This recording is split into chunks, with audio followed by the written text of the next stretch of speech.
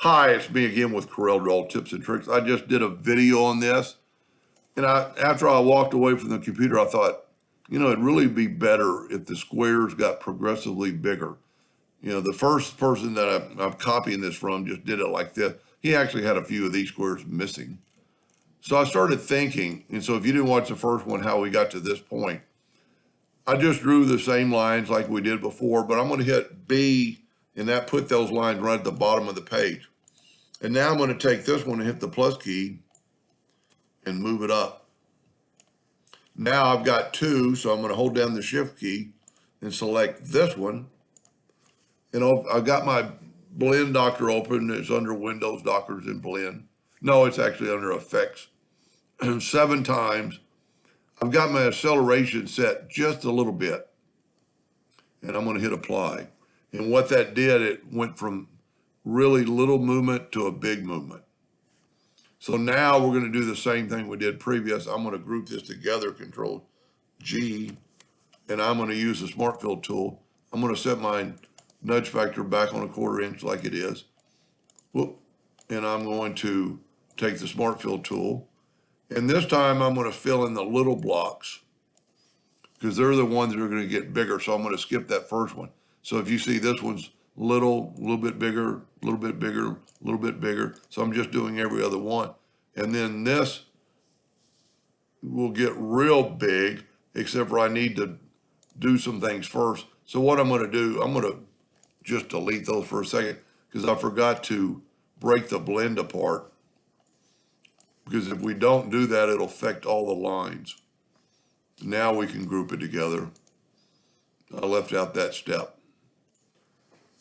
Now we can set the Smart Fill tool back. So the lines are going to get progressively a little bit wider. And this is where I said I need to take my virtual segment delete key and I'm going to delete this line. But you also need to make sure you delete those 2 lines to get the curvature. Then we're going to fill that in. And what's neat about this, now I can grab all these and Control G and Control D and then move them over. Sorry about that. Now, because we have this group together, we can just nudge it out of the way and it doesn't cause a problem. Now we can Control G, group this one, Control D to make a duplicate and just mirror it. Now I would change the color so we'll be able to tell the difference. I'm just going to get it close, and really and truly, that's pretty close, but we're not there yet. So deselect everything and set your nudge factor on 0.01 and grab either one of them and just nudge them a little bit until you think that's good. And then look up here to make sure we don't have any blue. And we're good to go. Now, I am going to take this and go to Object, Order, Back a Page. So it makes it look like it's going that way. And then I am going to do what he did previous. I'm going to go to Group and ungroup them. And then I'm just going to take a few of these. Well, I got to ungroup them again because they were all a group. So I'm going to ungroup all. There we go. And now I could literally take away a couple of these. Make it kind of look, I don't know if it's going to make it better or worse, but it is different. And then we could do the same, and we have it, and you'd probably want to do that after you did the interactive fill tool like I did on here. But we're not even going to do the interactive fill tool on this one.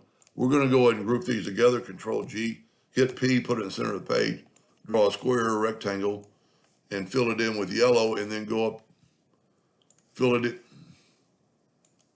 in with yellow and go to Object, Order, Back a Page. And what the yellow is going to do is really make it stand out. And then now I look at it, maybe I would delete some of these other ones too. Just give you a total different look. And maybe do the exact same thing we did, just delete. Kind of make it look like a stair step effect. Well, I deleted one I shouldn't have. That's one thing I like about, well, any program has that window. That's pretty cool. Anyway, I hope that answered their question, and thank you for watching.